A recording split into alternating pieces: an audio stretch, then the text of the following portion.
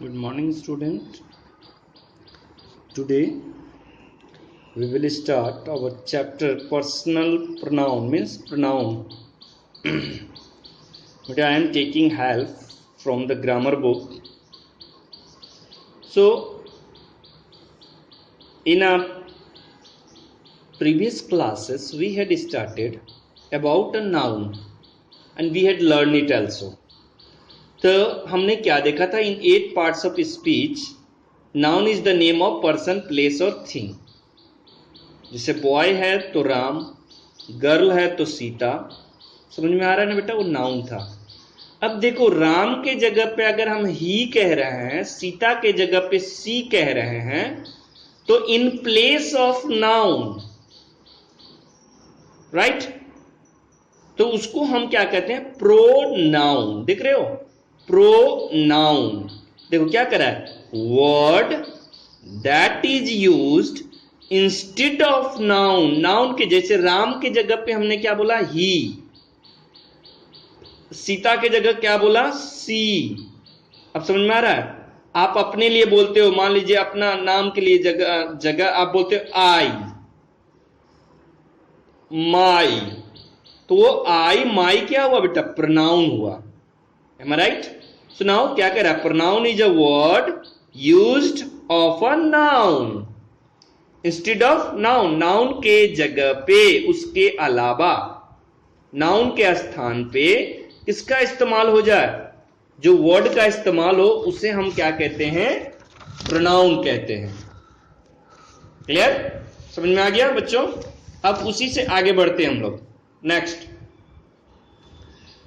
pronoun clear है? अब देखो यहां पे सेंटेंस को चेक कीजिए। I am young, you are young, he she it is young. फिर देखो वी और दे। तो बेटा ये वाली लाइन में जो I am, you, I, you, he she it है ना, ये सिंगुलर हुआ। और वी और दे जो है, आप उसके साथ देखिए क्या लगा हुआ है? ईच के जगह आर लगा हुआ है। इसका मतलब कि वी और दे क्या है? प्लूरल है। Am I right? समझ में आ गया? Am I clear? चार्ट पे और बढ़िया से समझोगे आप। देखो एक टेबल दिया हुआ है, इस टेबल पे देखो बेटा। इस टेबल में देखेंगे हम लोग, what we will see, there are 3 person। कितने पर्सन है? First person, second person, third person, है ना? कितने पर्सन होते हैं इंग्लिश में या हिंदी में या बोलचाल के लैंग्वेज में, स्पीकिंग में? 3 person. First person, second person and the third person. So now let me start now. First person, बेटा ये इंट्रोडक्शन है, ये आपको हेल्प करेगा सारे चैप्टर के एक्सरसाइज को सॉल्व करने में, राइट? अब देखो बेटा, जब सिंगुलर आप अकेले हो तो आप आई बोल रहे हो, और वही आई जब प्लूरल हो गया तो वी बोल रहे हैं। जैसे एग्जांपल देखो, क्लास में आप हल्ला कर रहे थे, सपोज यू आर साउटिंग, तो अगर आप अकेले थे तो आप बोलोगे आई एम साउटिंग। अगर क्लास मिलके 2 बच्चा था, 3 बच्चे थे, वो अगर झगड़ा कर रहे थे या चिल्ला रहे थे तो आप बोलोगे वी आर साउटिंग। देख रहा है ना? आई अकेला सिंगुलर और वी उसका प्लूरल हुआ। एम आई राइट? ये फर्स्ट पर्सन। अब उसी में सेकंड पर्सन क्या होता है? यू। मतलब कि मैं आपसे बात कर रहा हूं तो आप सेकंड पर्सन हुए ना, तो आप हुए यू, राइट? अब आप में से कोई लड़का है या लड़की है तो उसके लिए हम लगा रहे हैं मस्कुलिन का मतलब आप पढ़ चुके, जेंडर हमने पढ़ चुका है, खत्म कर चुका है टॉपिक। तो जेंडर है ही, लड़का के लिए ही और लड़की के लिए सी। और न्यूटर का मतलब आप जानते ही हो, जब लड़का लड़की जब नहीं जान रहे हम, जैसे बेबी था, याद आ रहा है ना, पेंटर था, कॉमन जेंडर जिसको बोल रहे थे, तो उसके लिए हम इस्तेमाल करते हैं इट, राइट? और उन लोग का ही सी इट का प्लूरल होता है दे। एम आई राइट? समझ में आया?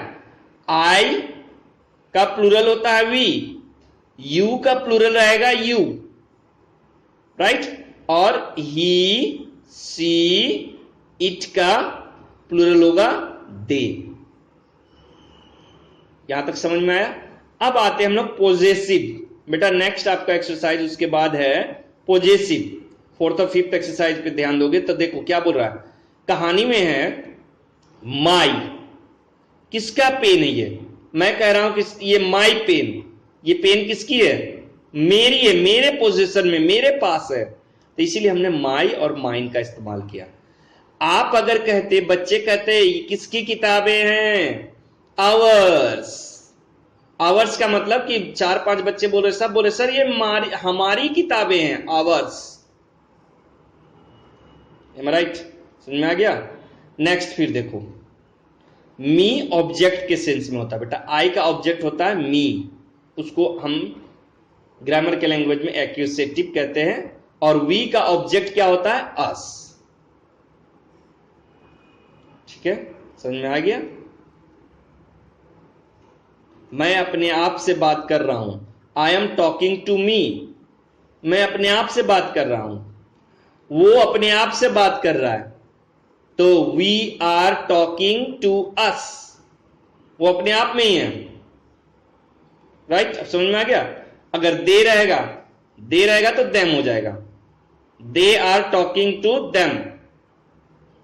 ठीक है, अभी हम लोग पॉजेसिव देखते हैं।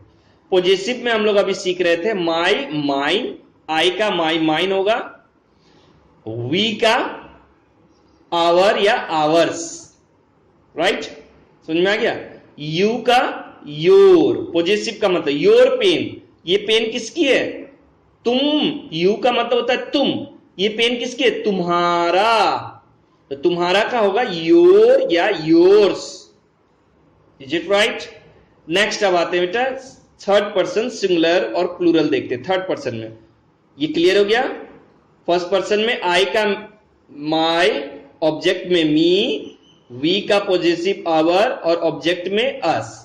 उसी तरह यू का बेटा योर्स पॉजिटिव है, योर, और यू जो है आपका ऑब्जेक्ट ही रहेगा।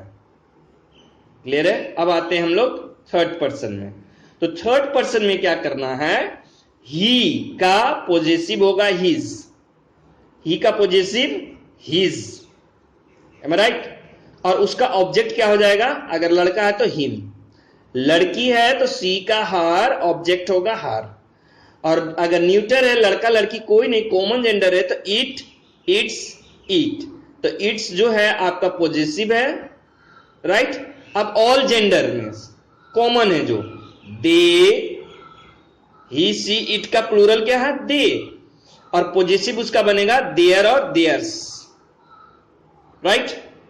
और उसी तरह हिम, हार, इट, दे का पॉजेसिव मतलब ऑब्जेक्ट क्या बन जाएगा? देम। क्लियर है? जैसे ही का ऑब्जेक्ट बना हिम, सी का हर, इट का इट, तो दे का देम। Is it clear? अब समझ में आ चुका होगा बच्चों। अगर फिर भी डाउट है तो आप क्लास में पूछ सकते हो। जैसे देखो यहां पे एग्जांपल देखो, दिस इज माई बुक। ये किसकी किताब है? ये किताब जो मेरे पास है, तो my book.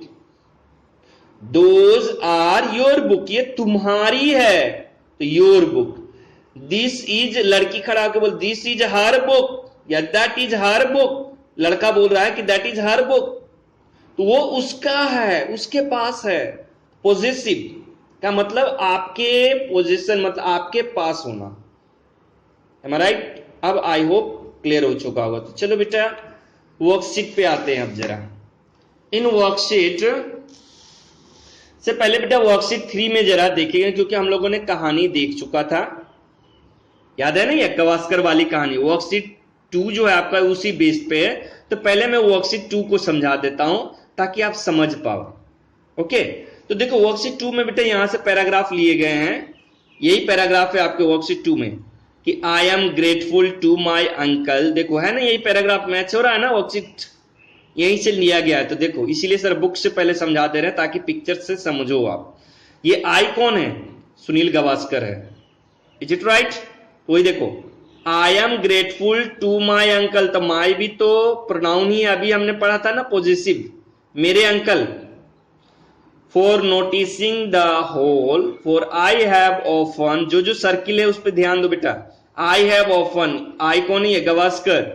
Wonder what would have happened if the nature had not marked me. कौन है ये मी? गावस्कर।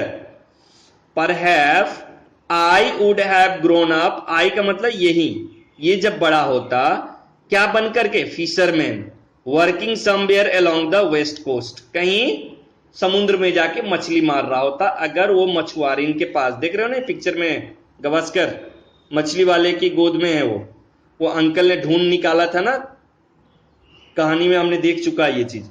अब देखो, and what about the baby, the baby जो कि मां के पास था ना कहानी में, वही कह रहा what about the baby, right. तो अब देखो ये द बेबी लड़का है कि लड़की है? कहानी में तो हम जान रहे हैं कि दोनों लड़के थे ना, गावस्कर और दोनों एक्सचेंज हो गए थे। अब जब नहीं जानोगे तब तो हम लोग क्या करेंगे? ईट लगा देंगे। जब जान रहे हैं कि लड़का है तो ही सी, राइट। अब देखो, what about the baby who for a spell, थोड़ी देर के लिए, टुक माई प्लेस, माई प्लेस मतलब मेरा स्थान ले लिया था थोड़ी देरों के लिए। आई डू नॉट नो, आई का मतलब मैं, गावस्कर कह रहा है, क्योंकि ये कहानी किसने लिखा है? सनी डेज, सुनील गावस्कर ने, वही कह रहा है। I do not know if he is interested in cricket और, अब देखो हु इज ही, मछली वाले का बेटा, तो ही इंटरेस्टेड इन क्रिकेट और weather he will ever read his book.